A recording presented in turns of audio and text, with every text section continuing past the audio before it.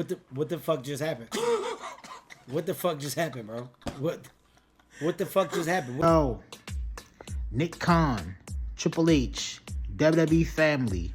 Yo, if y'all do not figure out how to fix this over OP Sami Zayn situation, y'all are gonna run into a Roman Reigns 2015 Royal Rumble situation, to the point where when he's finally time for him to win the Royal Rumble, he's going to get booed out of the building because there's no underdog story.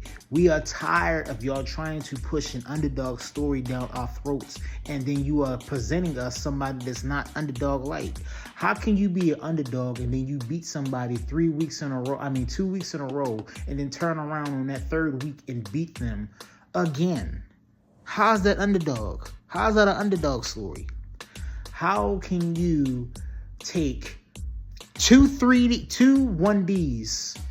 I'm going to talk about the WrestleMania tag team match with him and with him and Kevin Owens. How can you take two 1Ds, some slams, some super kicks, about 15 super kicks, and then hulk up like it's nothing? How can you beat a guy that's 300-something pounds, 6'5", 6'4", chiseled out of stone, which is Karrion Kross, and you beat him 2 straight times cleanly, I might add. Cleanly. How is that an underdog story? Triple H, Nick Khan, WWE, please explain to me, how is that an underdog story? Rey Mysterio, the way y'all booked Rey Mysterio when he won that won the Royal Rumble and won the world title, y'all booked him like an underdog. The whole process to him becoming the world heavyweight champion, y'all never strayed away from that. Vince McMahon, I know, was running it back then, but he never strayed away from the situation of how to book an underdog properly. Daniel Bryan, my bad, Vince McMahon booked it properly with the underdog story. Now, there was probably some other people that gave him some insight on how to try to do some certain things as far as booking him.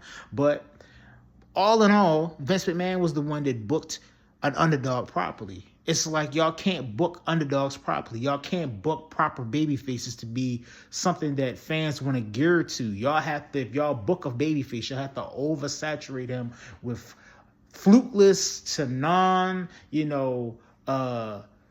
climatic victories, to the point where it's just like, how are they, rising against an obstacle if you're having them beat these guys clean and fair? You have these guys that are being outweighed by numbers and sorts of pounds and stuff like that, able to put on competitive matches with people that are 300 and 600 pounds.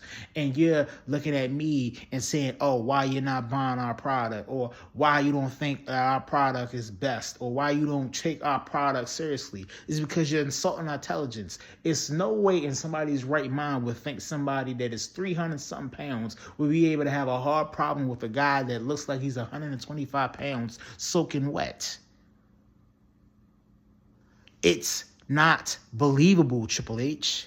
It's not good product. Now, I feel sorry for Solo Sikoa, and if I was Rikishi, the way you go and be up in arms about Jey Uso when he not getting booked properly, I would be on my podcast the day of, today, actually, right now. I would be on there locking ass, complaining and crying about how they're booking my baby boy that looked like a goddamn jobber after you put the belt on him, gave him a new faction, built this whole bunch of talent and stuff like that in Tungaloa, Tama Tonga, and fucking Jeff Cobb, to have you guys just look like a bunch of jobbers and get your ass beat by, 100 and something pound jobbers and Cody Rhodes, to look like jobbers of Cody Rhodes and guys like that, to Big Jim and stuff like that. Like, it's pointless. Like, I would be complaining if I was Rikishi, how you doing, my son?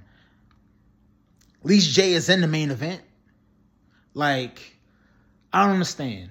And I'm telling y'all, Triple H, and I'm telling you, Nick Khan, if you keep this up, when it's come time for Royal Rumble, he's going to get booed out of the building because you're not booking him like a proper babyface. You're not booking him like a proper underdog to the point where we can get behind him and we could actually say, hey, this guy's really came through it all and actually went through adversity, to where we can say that, hey, this underdog story is something worth watching, that is something believable, something that we can get behind.